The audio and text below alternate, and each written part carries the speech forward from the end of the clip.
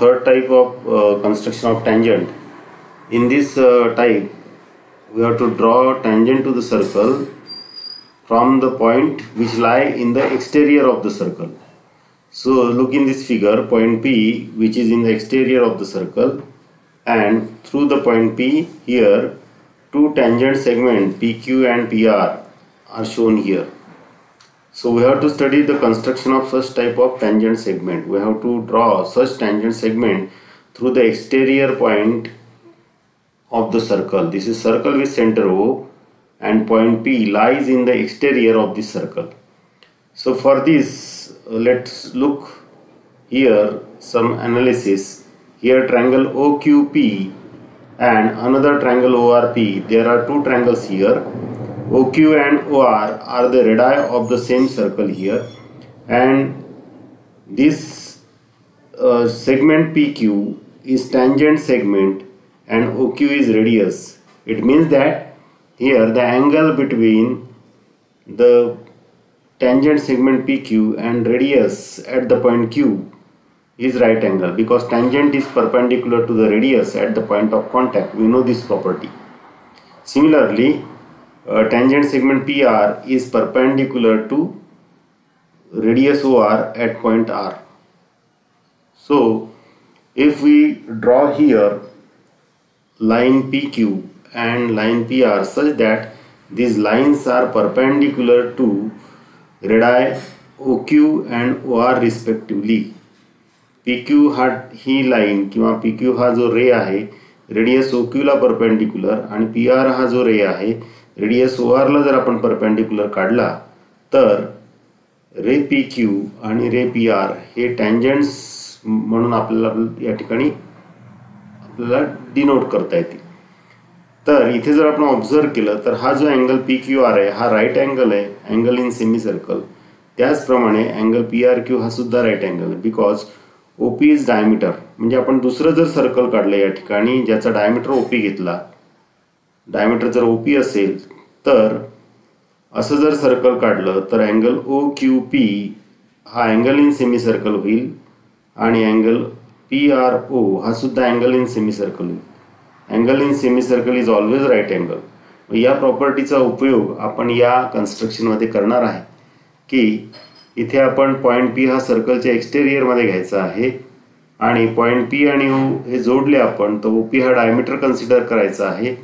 OP या डायमीटरचा mid point मिळवायचा आपल्याला, आणि हा मिड पॉईंट हा सर्कलचा सेंटर असेल.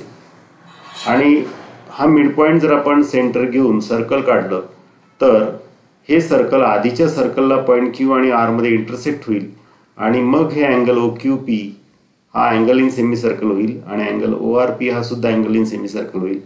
म्हणजे हे दोन्ही राईट अँगल होतील आणि पर्यायाने PQ ही लाईन आणि PR ही लाईन टँजंट असेल. तर या प्रकारे याचं या कन्स्ट्रक्शनचं ॲनालिसिस आहे.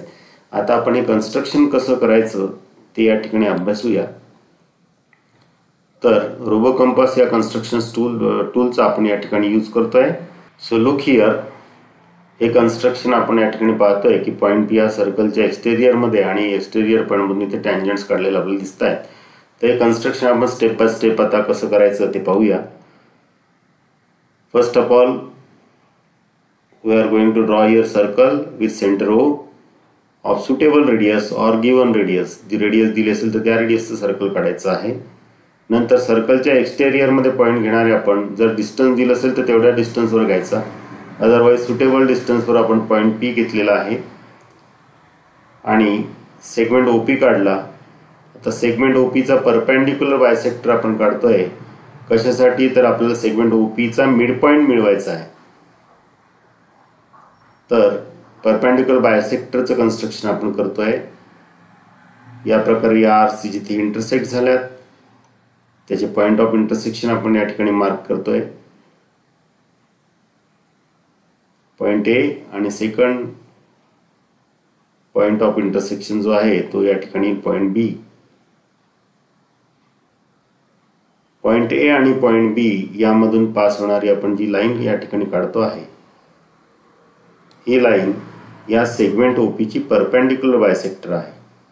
म्हणजे ही लाईन जी आहे ती या सेगमेंट OPला परपेंडिक्युलर आहे आणि ही लाईन सेगमेंट OPचे दोन इक्वल पार्ट्स करते, कॉन्ग्रुएंट पार्ट्स आहेत.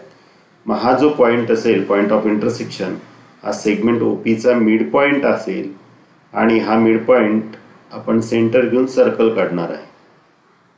हा मिड पॉईंट जो आहे त्याला आपण या ठिकाणी मार्क करूया आणि हा जो मिड पॉईंट आहे हा पॉईंट M आहे.